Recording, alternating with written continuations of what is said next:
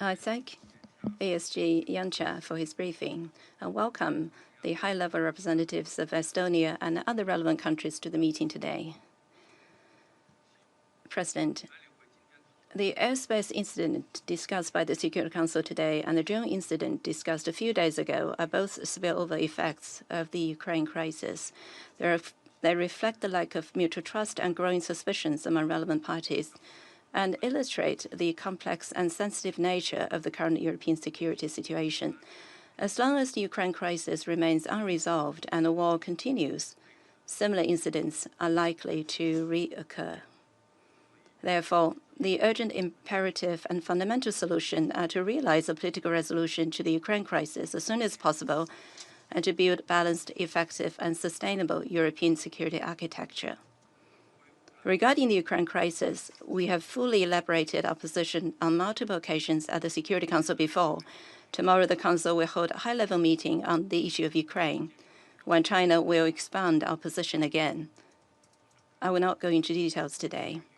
On the airspace incident, China urges the parties concerned to remain calm and exercise restraint, clarify facts and dispel doubts through dialogue and communication, avoid misunderstandings and misjudgments, and prevent the situation from expanding or escalating. We always maintain that countries should follow the purposes and principles of the UN Charter in handling international relations. Thank you, President. Thank you for organizing this important meeting. Just 10 days ago, this Council held an emergency meeting requested by Poland after being intruded by 2,000 Russian drones. Today, we are meeting at the urgent request of Estonia after 3 Russian jets violated its airspace. What's next? Which other emergency meeting will we have to hold in the coming weeks? Who will be the next country dealing with Russia's provocations? None of these developments were accidental. No, Moscow does this on purpose. A country occupying a permanent seat in this council is destroying international peace and security it is supposed to maintain. The logic is simple. Russia escalates to force everyone to play by its rules. It wants to impose the law of the jungle upon everyone. Might make right. Our goal is the opposite. We must make Russia play by our rules.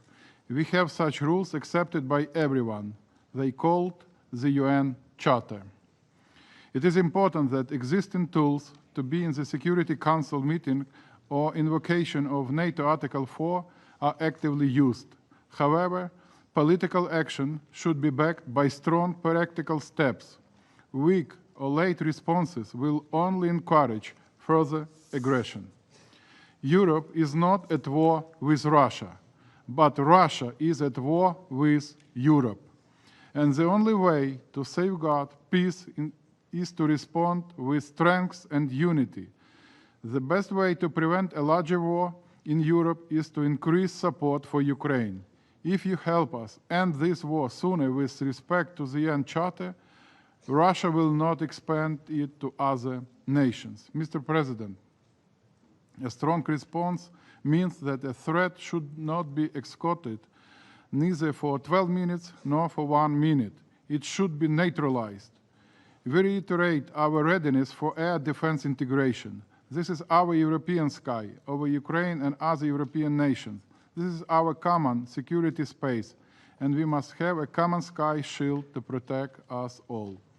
Ukraine is the only country in the world countering regular massive air attacks of more than 500,000 drones and missiles, and we are ready to share experience and join forces. An integrated European air defense system combining intelligence, early warning, and active interception is essential. We have the capabilities, experience, and alliances, but action must be decisive, adequate, and swift. Other elements of a strong response include devastating sanctions, pressure on, and strong deterrence packages for Ukraine. The Russian war machine can only be stopped through strength, not weakness. Wait and see is not a strategy. Let's abandon wishful thinking.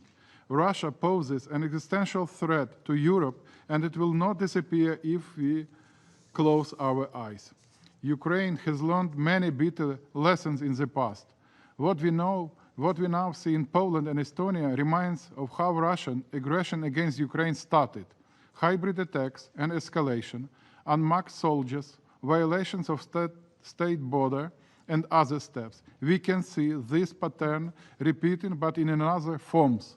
The only effective way to counter this escalation is to respond with strength and unity. In conclusion, we reiterate that aggression against any European nation threatens the security of all. Only united action can prevent escalation and preserve peace in Europe. We stand in solidarity with our friendly Estonia, with the Estonian government and people, and we are ready to contribute to our shared security. Thank you. Thank you, Mr. President, and it's very good to be with you and this esteemed body for the first time. Thank you, ASG Jenscha, for your briefing. And of course, I too welcome the participation of Estonia's Foreign Minister in this briefing as well. Colleagues, just 9 days ago, this Council met to discuss Russia's violation of Poland's airspace with a large number of military drones. In that meeting, the United States urged Russia to end the war in Ukraine and stop actions that could risk it escalating into a broader conflict. Instead, on September 19th, Russia again violated the airspace of a NATO member when 3 armed military aircraft flew 10 nautical miles into Estonian airspace, coming within 15 miles of the Estonian parliament. And as we said 9 days ago, the United States stands by our NATO allies in the face of these airspace violations, and I want to take this first opportunity to repeat and to emphasize the United States and our allies will defend every inch of NATO territory. Russia must urgently stop such dangerous behavior. At a time when President Trump in the United States has been focused and spent an enormous amount of time and effort to end this horrific war between Russia and Ukraine, we expect Russia to seek ways to de-escalate, not risk expansion. This event, following on the heels of the Russian drone incursion into Polish airspace, creates the impression that Russia either wants to escalate and pull more countries into this conflict with Ukraine, or doesn't have full control of those who operate its fighter planes and drones. So either scenario is very disconcerting, given that Russia is obviously a nuclear power with global reach. And so I once again urge Russia as a permanent member of this council to uphold international peace and security, to respect the sovereignty of its neighbors, to cease violating their airspace, and I call on Russia to negotiate directly with Ukraine to end that war. I thank you, and I very much am honored and look forward to working with each of you. Thank you, Mr. President.